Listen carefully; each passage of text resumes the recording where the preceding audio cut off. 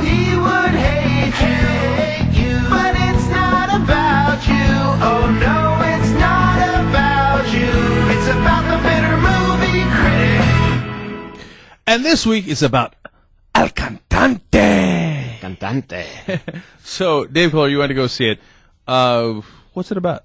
Well, Cantante, for you and everyone else who don't realize it, means the singer. Oh, isn't it? So it's a story about Mark Anthony's life. Not exactly. Oh, okay. What was it about? Mark Anthony plays Hector Lavoie, who is one of the legendary salsa singers from its origins in the 60s through the 70s through the 80s. You don't have to tell me that. Are you kidding me? I know all about Hector. That's him, right? Hector. And naturally, I was totally predisposed to thinking this was going to be a great movie. Of course. For those of you who don't know, Dave loves the Latin culture.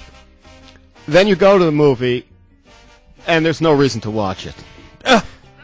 First, it gives you the ending right at the beginning, but you knew the ending before you walked in. It's the rise and fall of a singer, except he never rises and falls. His life spirals into disarray right at the beginning of the movie and stays at the bottom the whole time. Except that he has commercial success, but he's a mess throughout the whole movie. There's no drama. The story doesn't go anywhere.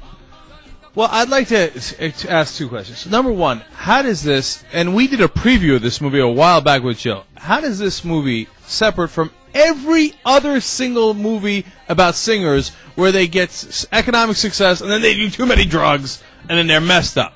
The difference is this guy was doing the drugs before he even had economic success. They don't even tell a story. The editing, something you never think about in the movie. This movie, it's somewhat incomprehensible. They just jump from one thing to another. Total failure of editing. Yeah. The only good thing is the concert scenes, and they're really short. They don't even play the whole song. How's J-Lo in it? You get to see her She's ass a laugh because with that exaggerated Bronx accent, it's always good for a laugh. Is it her real accent? I don't know. It or seems exaggerated.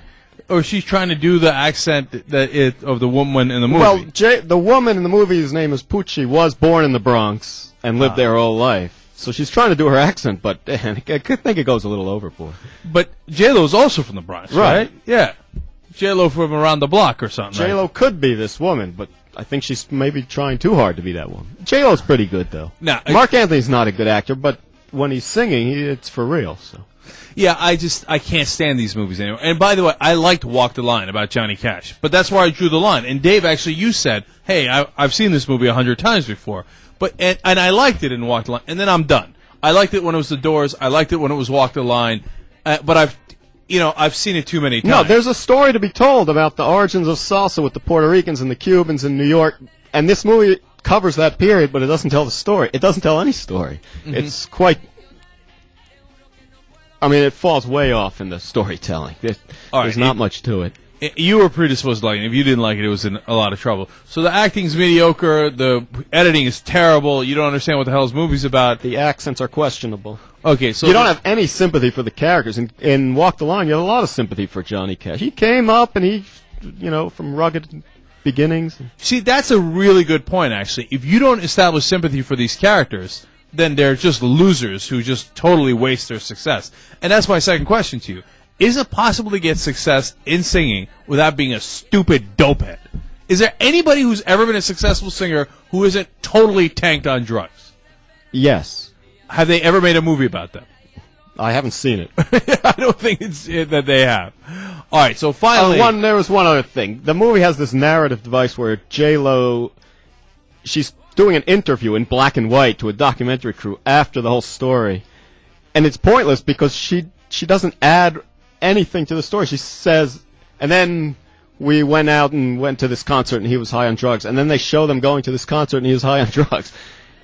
How much? Totally and then at the end, last half hour, I just needed to get it over with. It just had to end. It just had to end. How much did you hate this movie? We're going to find out because you're going to give us a lemon review here. 5 lemons is incredibly bitter. 0 lemons is not bitter at all. El Cantante got how many? So it was good music, and but I'd have to give it the music. 4 lemons. If you gave it anything less than 4 lemons, I was going to call this totally. This would be incomprehensible. All right, 4 lemons for El Cantante. Apparently, don't go to see it unless you're obsessed with J-Lo's ass or salsa music. Salsa music, right. But all those salsa nuts, you know how they are. They're all going to go see it anyway. Right. Of course. And they're going to love it. Because that's the other thing. It kind of looks kind of cool. It's got that rugged, gritty feel to it. You know, the other thing I can't stand, the salsa thing. Okay, just calm down, okay? You're at a 10, you need to be at a 2.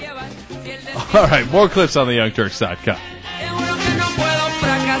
Estoy cansado de tanto esperar y estoy seguro que mi suerte cambiará.